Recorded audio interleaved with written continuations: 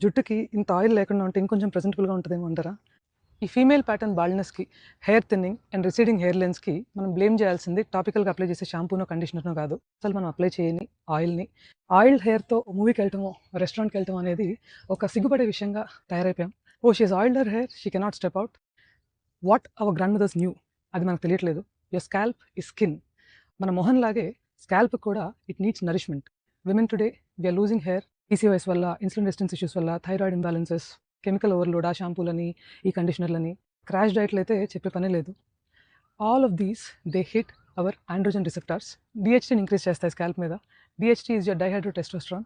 Cold pressed or wood pressed కొబ్బరి నూనె, lauric acid ఉంటుంది, anti fungal, anti inflammatory. It supports oestrogen balance, circulation improve చేస్తుంది basic మర్దన చేసుకున్నప్పుడు. దీంతో పాటుగా మనకు హార్మోనల్ ఇంబ్యాలెన్సెస్ వల్ల వచ్చిన ఇబ్బందులు, డ్రైనెస్ ఇన్ ది స్కాల్ప్ తగ్గించడానికి ఉపయోగపడుతుంది. It's a biological support and it's your hormonal intelligence. బయటికి వెళ్ళినప్పుడు మన ఎస్థెటిక్ని దెబ్బతీస్తుంది అని ఆయిల్ రాసుకోవడం అనేది ఒక సిగ్గుపడాల్సిన విషయంగా చేసేసాం. న్యాచురల్గా స్కాల్ప్ హెల్త్, హెయిర్ హెల్త్ కూడా పాడైపోతుంది. నేను ఎవ్రీ సింగిల్ డే కొబ్బరి నూనె రాసుకుంటాను.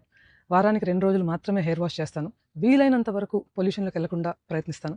సైన్స్ అండ్ టెక్నికల్ ఆస్పెక్ట్స్ పక్కన పెడితే, తలకి నూనె ఉందని I will not skip my walk. Sunshine అసలే స్కిప్ చేయను. I will step out in pride. ఎందుకంటే దిస్ ఇస్ మై అమ్మమ్మాస్ లెగసీ. నమస్తే.